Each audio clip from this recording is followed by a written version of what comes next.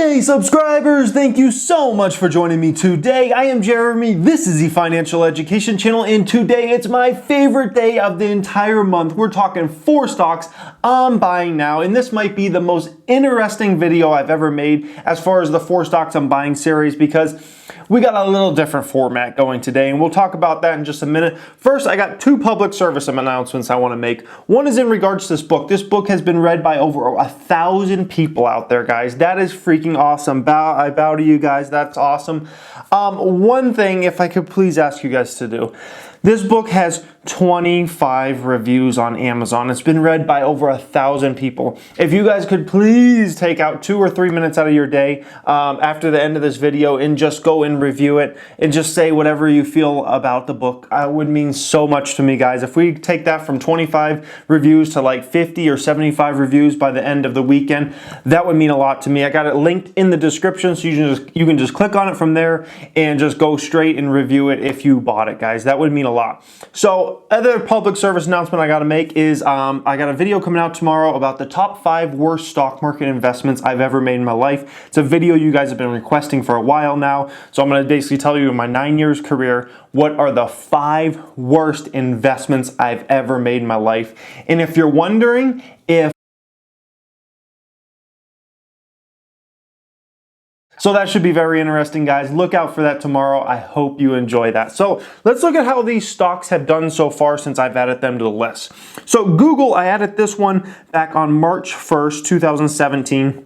This one's just killing it. It's up over 16% in about a 3-month span. So that one's doing very well since it's been added. Starbucks, I just added this past month, May 1st. It went up over 5% this month. So good start for Starbucks investment. Wynn Resorts, since I added this one February 1st, 2016, it's just ridiculous. This one's up over 100%. Over 100%, guys. That one's just doing phenomenal. GoPro, the number one, down almost 37%. Absolutely a nightmare. Oh, what a nightmare, guys. Oh my gosh. I mean, you see those other greatness, and then the number one is such a lagger, but not just a lagger, like an extreme lagger. It's like, oh, it's painful, guys. It's painful. But so here's the interesting thing about today's video. None of the stocks changed. None of the order changed, anything like that.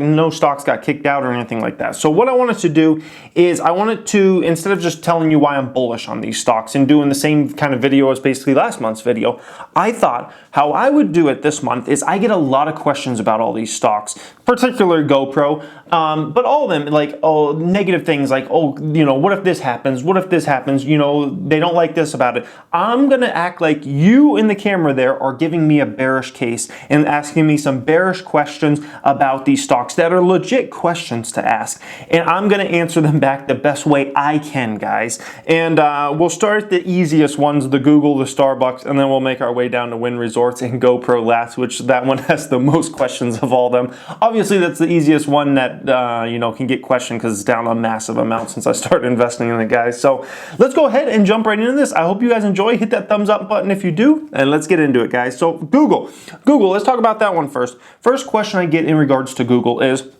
this is a company with a current PE of 33.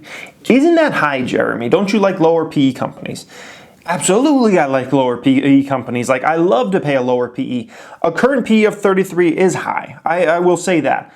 But one thing you got to take into account, what kind of market are we in right now? We're in a market that's generally pretty bullish, and you have to pay elevated valuations for almost every single company out there has elevated PEs right now. So that's one thing we got to take into account. The other thing is, I don't care that much about current PEs. If you know my investing style, I care a lot more about the forward PE, because what they made last year, which is the current PE, doesn't really matter to me that much. I mean, if the company made $1 billion in profit, right, this past year, and they're only expected to make $100 million next year, like, why the hell do I care about what they made this past year? I care about what they're making this current year that's coming, the forward PE.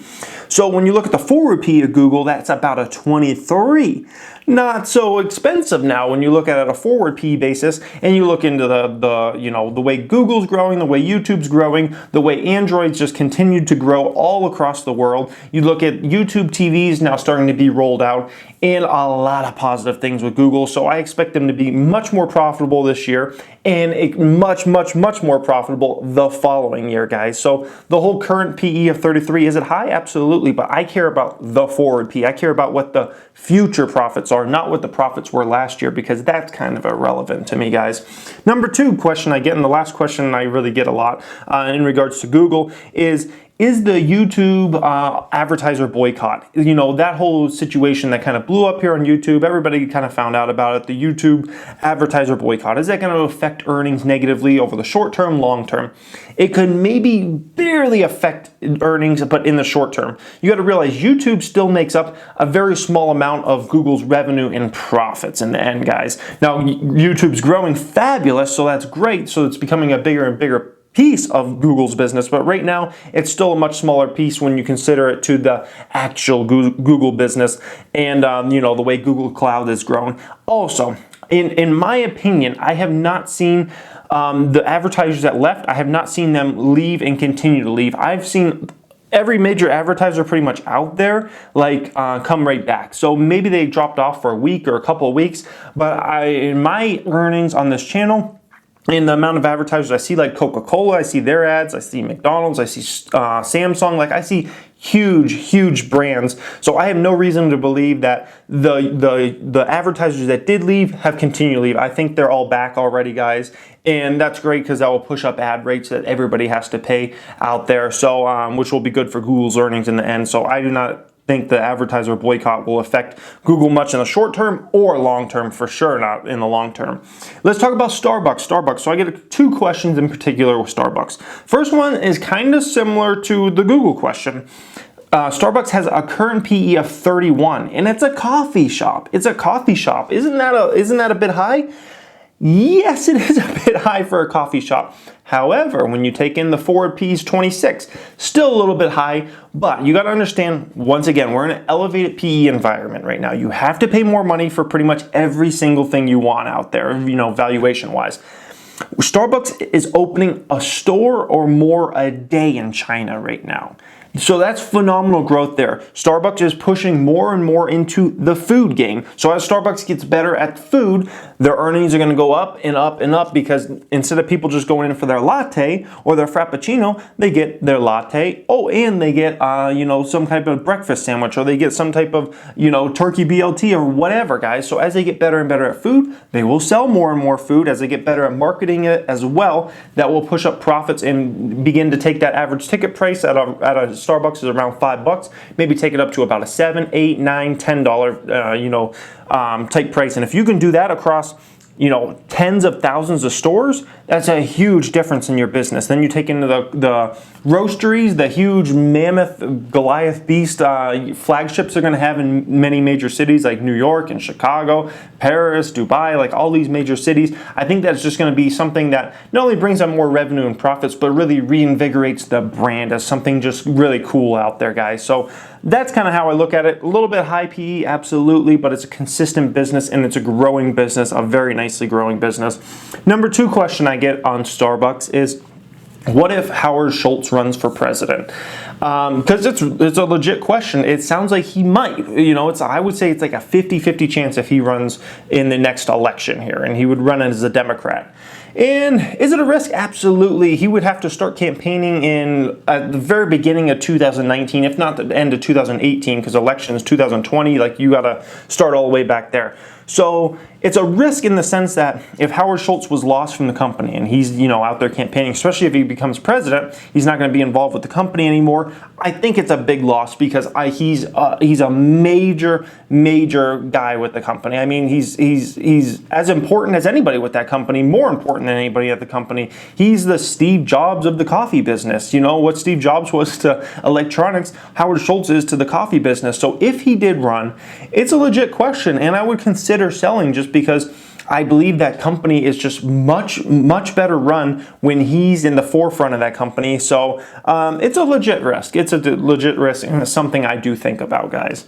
Next one up, let's talk about Wynn Resorts. Let's talk about Wynn Resorts. So we got 4 different ones on Wynn Resorts. Wynn Resorts, first one I get asked all the time, if a recession happens, Jeremy, that stock's gonna get killed. Would it get killed? Probably. It probably would get killed in the next recession. However, if I felt like a big recession was coming here in the United States, China, I would probably get out of the stock before that happens, or, somewhere where I'm not quite as killed. Also, it wouldn't get killed as bad as it did during the 2008-2009 recession. One, that recession was a horrible recession. It wasn't just like type of recession. It was a horrible recession. But at that time, Wynn Resorts was a much different company. At that time, Wynn Resorts had just opened their second property in Las Vegas, and they only had one property in Macau. One property. Now they have 3 properties in Macau. So at that time, they were very dependent upon Las Vegas, and their little hotel they had in Macau had 400 rooms or something like that. It's a really teeny property. So at that time, they were so dependent on Las Vegas. Las Vegas was killed because it got way oversupplied, and Vegas got killed more than pretty much anybody out there as far as tourist destinations. So it was a really bad situation. The stock went from over $100 stock to about a $33 stock. It was massive. I think at one time it was even below $30 a share. So it was ugly. It was ugly. So would Wynn Resorts get hurt in a recession? Absolutely. But would it be as dramatic as the last one? In my opinion, no, because they're more diversified, with Macau and Las Vegas now. So the chances that Macau would be just massively hurting and Vegas, not very high. And remember, even if Macau got massively hurt, that still means it's a great market over there. You got to understand, Macau brings in about 5 times more gaming revenue than Las Vegas. So let's say it got chopped in half. It's still a phenomenal market, and they would still be very profitable over there, just not at an extreme amount of profit like they are now. Number 2, Wynn has $10 billion in debt. $10 billion in debt. And I get people all the time that say, Jeremy, I thought you loved great balance sheets. They got about $2 billion in cash and $10 billion in debt. That's like the negative way of you usually like. Absolutely. However, I give them a pass because it's a hotel resort company. Those type of companies, they need to take on massive amounts of debt because otherwise, they're never going to open any damn properties. These are multi-billion dollar resorts. Wynn Palace cost over $4 billion to open. It's hard to just have $4 billion laying around in your balance sheet unless you're some giant corporation like an Apple or Google. So you kind of got to take out debt. Now, Wynn Resorts, they've taken out this debt at 4% interest rate range. You could look at the amounts they have to pay on the debt. It's really low interest rate. So very low interest rate. And that means they can open and do more lavish things that brings them in more money. So $10 billion in debt, it's a lot of money, I agree. But that will be able to get paid off over time because that's just the way the resort business works. You take out debt and then you open a big place and then the payback starts to come after that. Number 3 question I get is, Wynn pays out a lot of dividends. Shouldn't they use that money for more expansion? Not really. Here's the difference between Wynn Resorts, just like we talked about with the debt. Here's the difference between Wynn Resorts and most companies. Most companies can expand very easily. If I decided I was going to sell a cell phone, right? It would be pretty easy for me to go across most of the world and get that cell phone into markets and get it sold and, get with carriers and things like that. It's not ridiculously hard. A gambling resort, there are so many laws and regulations. Wynn Resorts can't just say, oh, you know what, we're going to build a property in Canada tomorrow, in Toronto, Canada. They can't just say, oh, we're going to build a property in Hawaii tomorrow. They can't just make those decisions. This has to go through government and this and that and the bureaucrats, and this can take years and years to happen, if not decades, literally to happen. So this whole thing about getting a resort built fast, it's not going to happen. So it makes sense for them to pay out a lot of those profits to shareholders in the form of dividends, and that's what they do, and also to pay down the debt. It just makes sense in the end because you have to wait a long time before your next resort's open. And what else are you going to do with the money? You might as well pay it out to the shareholders at the end of the day. And the number 4 thing is, what if the Chinese government does another big corruption crackdown like they did here a few years ago? They started that in 2014. It killed all the Macau-related stocks in 2015, 2016. 2016 was a trough. It was a horrible time in Macau. So what if the Chinese government decides to do another corruption crackdown? Well, according to Steve Wynn, that's not very likely. That's not a very likely possibility that the government would do another huge corruption crackdown. So that's a good thing. And why would the Chinese government want to do this again? It's harder for the Chinese government to do something like this again because, one, not only do you scare away a lot of the corruption type people, right? But you're going to scare away a lot of the good people that maybe just don't want to get caught up into that. And the problem is now the gambling environment is getting more and more competitive. In Asia, there's more and more resorts opening in all these random Asian countries. Now Japan's talking about opening possibly some gaming resorts coming up here. Singapore's already got a gaming resort open. So Macau's in a situation, China's in a situation where they can say, okay, well, if we, try to scare away too many people from Macau, they might just go over there to this other Asian country. They might go over to Bangkok or Malaysia. They might go over to Singapore. They might go over to Japan when Japan opens resorts. So we can't scare away everybody from Macau. And now there's direct flights from Hong Kong here in Vegas for the first time ever. That's a whole another ball game. What if they just go to Vegas instead of going to Macau? So you got a situation where the Chinese government, they got to kind of do their stuff there, but they can't scare everybody away, because if they scare everybody away, they're going to lose their companies over there, and the government, the Macau government, will lose money. They'll lose tax revenue because those customers will go other places where it's not as scary and you're not worried about, are you going to get in trouble for being there? So that's kind of my view on it, and so that's why although it's possible they could do another big major corruption crackdown, I don't see it likely, just because I don't think they want to scare everybody away from Macau like they did last time, guys. And finally, we got to talk about GoPro, the one that has the most questions of them all. Let's just get right into this, guys. So first one I get a lot. GoPro took massive losses last year. Will they go bankrupt? I absolutely do not believe they'll go bankrupt. They still have a pretty good balance sheet. Is it as great as when I first started investing in it, not quite a year and a half ago? No, it's not as good as it used to be. However, it's still a pretty good balance sheet, and they've cut massive amounts of jobs. They're expected to get back profitable on a non-GAAP basis on the second half of this year. I expect them actually to be profitable on a GAAP basis in 2018. I see no reason why they cannot be, with all the job cuts they've done, those kinds of things, guys, and the way revenue's trending.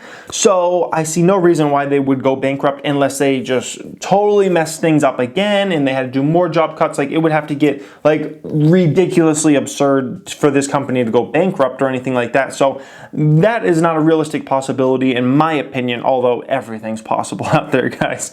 Number two, question I get a lot. People have smartphones. Smartphones have good cameras. Why is anybody gonna buy a GoPro anymore? Well, I'm not going to strap my $1,000 smartphone to my head while I'm snowboarding down a mountain. I'm not going to strap my smartphone to my head while I'm surfing in the ocean in Hawaii. Like all these uses, mountain biking, down a hill, like all these type of extreme activities, skydiving, things like that. Like all these type of activities that are kind of like a niche market. You're not going to use your $1,000, $800, $700 smartphone for those activities. They don't have the mounts for them, and who would want to risk losing that device in those type of situations? So for GoPro and for the action camera industry, there will always be a market there. It's never going to be a huge Goliath market that tens and tens of millions of people are buying these devices. It will never be that. But it doesn't need to be that for GoPro. GoPro is a company that has a $1 billion market cap, a $1 billion valuation. Like, GoPro doesn't need to sell to everybody in the world. If they did, that was great, but they do not need that to succeed. They need to find those 5 million people that are in these niche markets and sell them a camera year in and year out and keep innovating so those people want to buy another camera and buy another camera. Those are the type of people, those are GoPro's customers, not the people that are just, random people. Smartphones will always serve a purpose. No different than this DSLR you're watching, right? I could record on my smartphone, but the quality wouldn't be even close to as good, and it wouldn't have a microphone output. And I use this camera also for real estate photography. Like, I wouldn't be able to use my smartphone for that. So there'll always be markets for different types of cameras, even regardless on how great smartphone cameras are. There's never going to be where you need them to be as far as durability, reliability, as far as the image processing and those kinds of things, guys. So there'll always be a market for that. Number 3 question I get is GoPro has a lot of competitors in the camera space, in the action camera space. Like, isn't that a big worry? Well, GoPro's had a lot of competitors there for a while, and everybody's gotten nowhere. Like, nobody's eaten into market share. You've had Chinese knockoffs come in like insane in the market. You've had big competitors, you know, whether it be Sony, whether it be Samsung, like huge companies, and they haven't been able to crack the code. Nikon, they have not been able to crack the code and make any type of real threat to GoPro. And so they couldn't make a realistic threat at GoPro when the market was great for action cameras. So now that the things have slowed down, and why would they keep spending money to try to get into a market that they can't even win in when things are good? Why would they try to get in when the market's not as good for these action cameras? So I look at it and I actually see less and less competitors that will be willing to spend the money because they've already found they cannot compete with GoPro. Yeah, like their cameras are selling, you know, 1 for every 20 that GoPros are selling. Like, it's a ridiculous ratio. So it's not even worth them funneling all that money for research and development and those kinds of things and marketing. It's not really worth it for them. So I actually see the landscape for GoPro becoming less competitive in the camera space than it used to be, which is, you know, no one's made any traction on GoPro at any time. So that's no worry for me. Number 4, DJI, the main drone maker out there, they are innovating at a ridiculous pace. GoPro's lost in drones. Why should GoPro keep pursuing drones? Well, basically, from what I see from, you know, results and whatnot on Best Buy, Amazon, I see the Mavic drone selling, which is DJI's main drone right now. I see that selling at about a 4-to-1 ratio better than GoPro's drone. So a 4-to-1 ratio, not bad. GoPro, this is something people have never understand. GoPro never has needed to win the drone space to make more money and make more revenue and make more profitability and delight their customers. GoPro just has to sell to a market that's looking for something like that. The DJI drones are the most innovative out there. They're so cool. They got all the fanciest features and things like that, guys. I mean, the DJI Spark just launched the other day. You can like control it with your hand, like cool stuff, really cool stuff. And they will continue to dominate the drone market. I don't ever think GoPro, unless it's a long, long time from now, will ever be a huge threat at DJI. Can they steal away some customers? Yes, but you got to understand, GoPro's philosophy on drones is we want to make a drone that can fly. And you can also have a handheld stabilizer, and you can also detach that stabilizer if you want, just have your GoPro handheld. You can do all these kinds of different things with your Karma, which is a different market than what DJI, because DJI is just creating basically drones that you can fly around, and that's the kind of only purpose for them. So DJI will continue to dominate the industry, but GoPro just needs to sell, you know, if GoPro just sells 100,000 drone units a year, that's a win for GoPro. I mean, especially if they're doing, let's say, 100,000 a quarter. Let's say they're doing 100,000 a quarter, which is a lot. I don't know. I don't think they can realistically do that unless they come out with one this year that's like half the size as a Karma and it doesn't have a failure and those kinds of things. If they can sell 100,000 a quarter, that's a big win when you're talking about $1,000 product, guys. That's a big win for GoPro. So that's what GoPro needs to do. Just keep innovating around that and not worry about winning the drone war, because it's going to be a hard one to win, because it's no different than people trying to come in GoPro's camera space. It's hard to, you know, get any traction there. GoPro's gotten pretty good traction despite the complete failure Karma was at first. The fact that, you know, it was falling out of the sky and it got all the negative press and stuff like that. Like, I'm surprised. I'm actually surprised how well Karma's selling considering those kinds of things. And I think it just really comes down to the GoPro brand. And I think it comes down to GoPro's strategy there of not just having a drone, but something you can use in your hand and things like that, guys. And the last one, number 5 question I get is, there's a company led by Nick Woodman. Shouldn't GoPro fire Nick Woodman? Shouldn't they cut him loose? If this was any other CEO other than a founder of a company, I would say you should have already fired him. I would say I'm on my last edges with Nick Woodman. If he even screws up in the slightest in 2017, I would say get him out of there. Like, he's done at this point. Right now, the only reason I'm giving him a chance is literally because he started the company. When you have founders that started the company and they're still running the company, I give them more leeway than I give any other CEO out there. Like Howard Schultz of Starbucks, I would always give him more leeway. Like Steve Jobs, I would always give him more leeway. Nick Woodman, I'm going to continue to give him more leeway, but he's on the edges with me. Like, if he makes another any type of major mistake in 2017, I say he needs to be gone.